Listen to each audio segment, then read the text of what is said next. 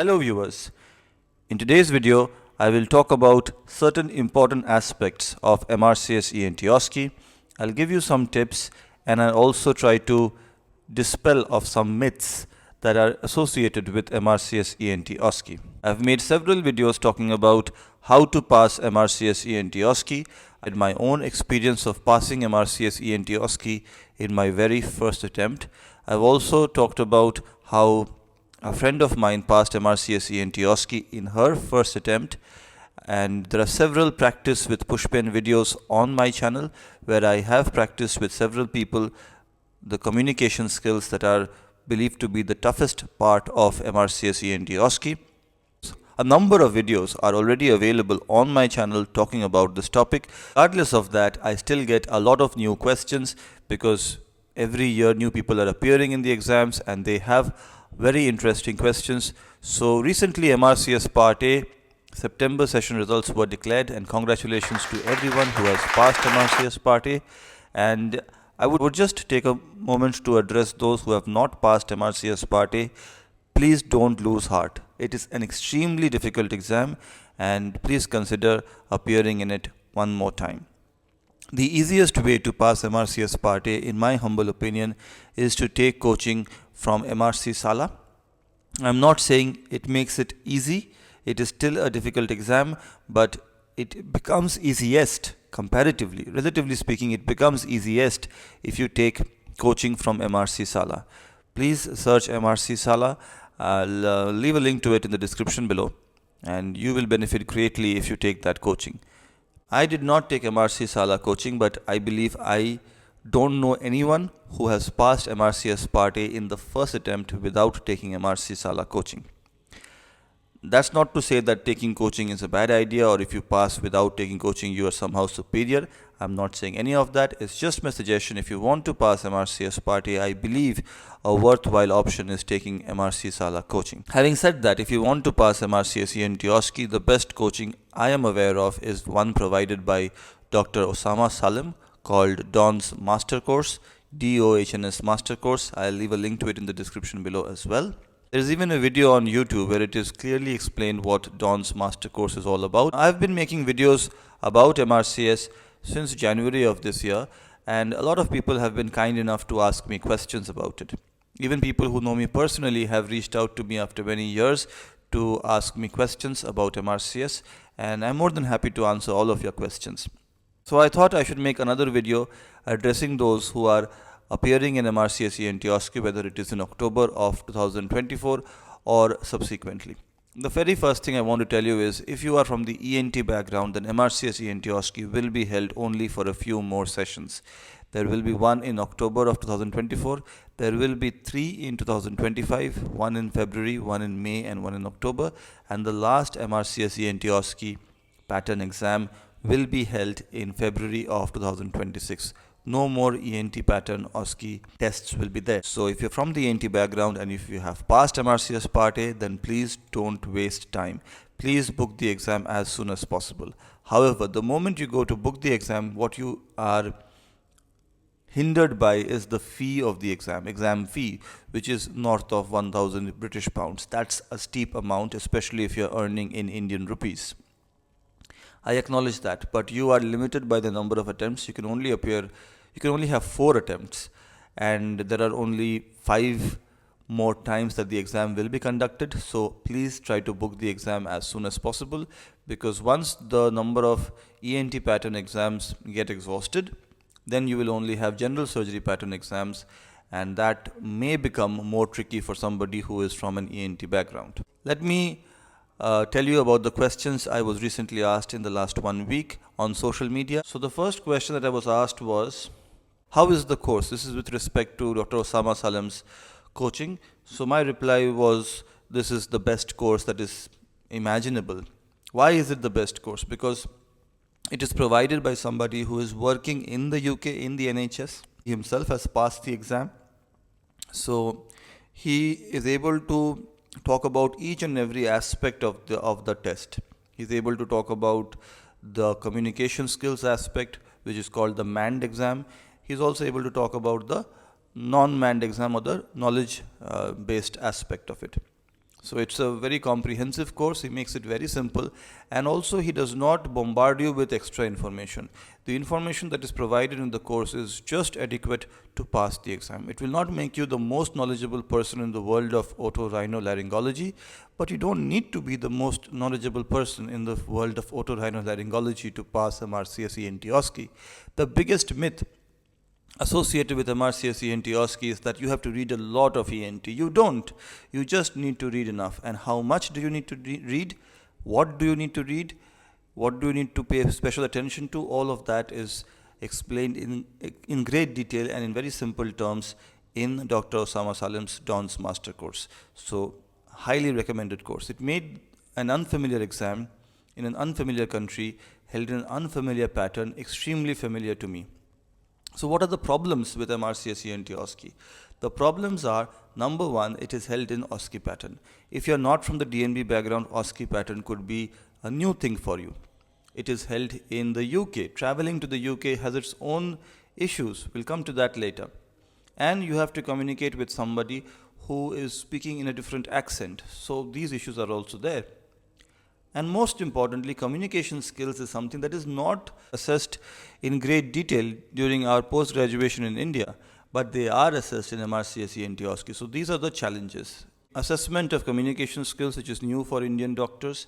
Traveling to the UK, it might be new if you're not familiar with international travel. And of course, the fees. So because the fees is so high, you tend to feel that you don't want to appear in the exam more than once if you could help it. And so you think you need the best possible preparation. So you might think that best possible preparation is a long preparation period. That is not necessarily true. You only need to prepare for 3 months if you are diligent about it. Now, does that mean you have to study throughout the day for 3 months? No. Most of us have day jobs, and if you have a day job, you will find probably 3 to 4 hours. That is more than enough. And again, this is where Dr. Osama Salim's course comes in, because you get to understand exactly what you're supposed to read, and that is easy to read in 4 hours. If you devote 4 hours every day, that's more than enough, and you can easily pass by studying for 3 months. In February, the exam is from 17th February to 28th February 2025. So, will the non-manned exam be held before 17th or during 17th to 28th? Now, if you are trying to book the exam, you will see this range that the exam is going to be held between 17th February and 28th February, and you will have as a location Newcastle upon Tyne. Now, again, this is confusing for me because I was under the impression that the exam is held only in one of the 4 Royal College of Surgeons. There is no Royal College of Surgeons in the Newcastle to the best of my knowledge. But it doesn't matter where the exam is being held. Maybe there are logistical issues, maybe the building is undergoing renovation, we don't know. So while the exam was supposed to be held in a certain place, it is going to be held in Newcastle upon Tyne. Location of the venue does not matter at all. Okay, so with that out of the way, when is the non-manned exam and when is the manned exam? Now, when I appeared in the exam, the non-manned exam was held 48 hours before the manned exam. That pattern thankfully has changed. I'll tell you why it has changed. So non-manned exam, what happens? You have to just take the exam on your laptop. Questions are delivered online. You need to have a laptop with proper technical specifications. What kind of specifications? They will tell you exactly what specifications are required. They'll send an email about 2 weeks before your exam. And what I had done is I checked the specifications. I went on Amazon. I found a laptop which matched those specifications or were better than those specifications, and I bought a new laptop because I did not want to take any risks. What risks? If you have a laptop which is slightly older, maybe not as good as they want it to be, and your laptop crashes during the exam, then not only do you fail the exam, you might even run the risk of being barred from ever appearing in the exam again. Why is this the case? Because while your laptop has crashed, they might have thought that you have resorted to some unfair means. Now, if you are resorting to unfair means, then the Royal College of Surgeons might flag your candidacy and they may not allow you to appear in the exam again. Till the moment when you have been able to give a satisfactory explanation to the authorities, that is the Royal College of Surgeons, that your conduct was not deliberately unfair, that your laptop crashed, it was not your fault. Now there are people whose laptops have crashed during MRCS ENT OSCE and they have had to appear in the exam the second time. When they appear in the exam the second time, usually they have to pay the exam fees again, which I must remind you is not the £1,000, which is not a small amount. It's not an insignificant amount. So it's a very important thing that you have the right laptop. So what I had done is I bought a new laptop. If you already have a very good laptop, then you don't need to buy a new laptop. But please check the technical specifications, which will be emailed to you about 2 weeks before your exam, and make sure that your laptop matches the technical specifications that are required to seamlessly appear in the exam, because the exam will be conducted on your laptop. You will be monitored throughout the exam through the webcam of your laptop. You need a very good, reliable Wi-Fi connection. Okay, so mobile hotspot is not going to be enough. Good Wi-Fi connection is required. Now, why is it important now that the manned exam and the unmanned exam is separated by a gap of 10 days? This gap allows you to take the non-manned exam or the unmanned exam, that is the laptop exam, from your own home, wherever it may be. It may be in the UK, it may be in some other country, it may be in India. You can take the exam from your own home as long as you're taking it from a place which has a good Wi-Fi connection, you have a good laptop, and you are sitting in a room which is completely quiet. You cannot have other people in the same room.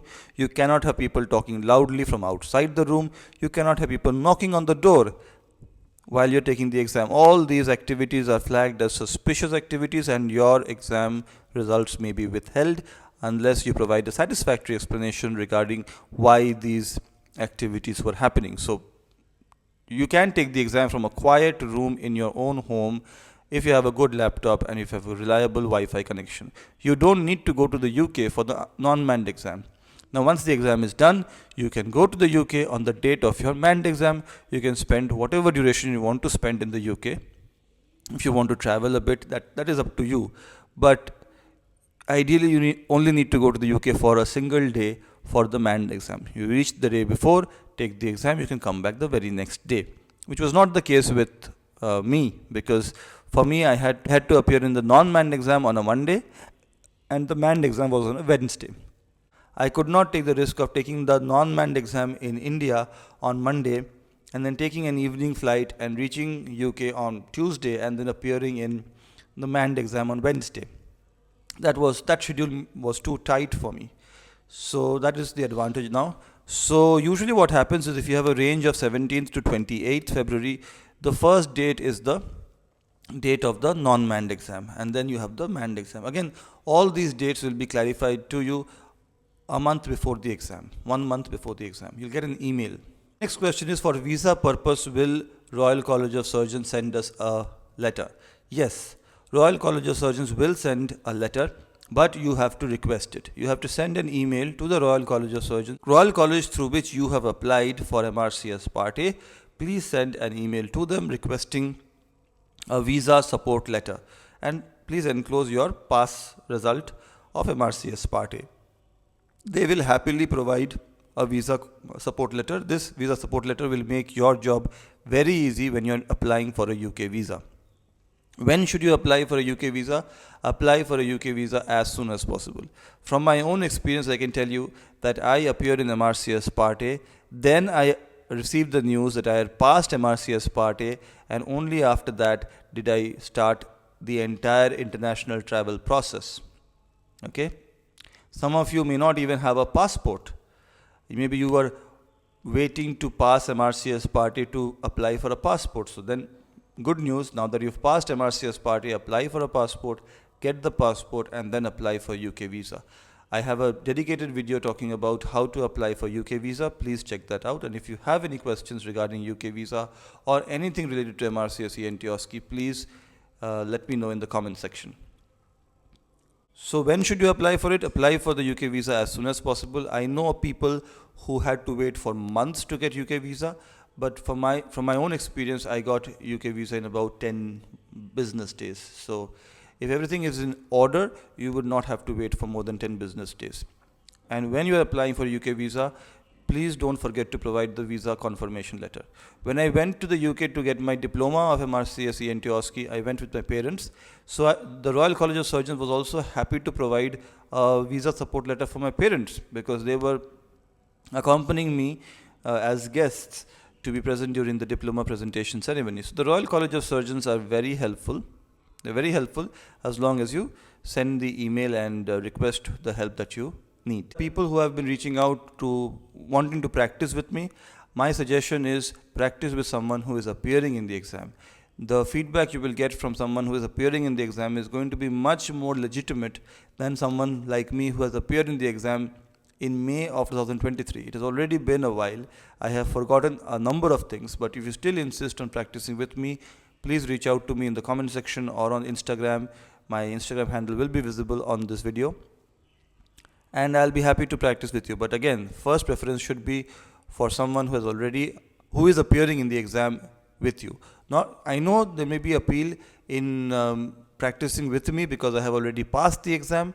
So if you still want to practice with me, I'll be happy to find a mutually convenient time where we can practice on Zoom.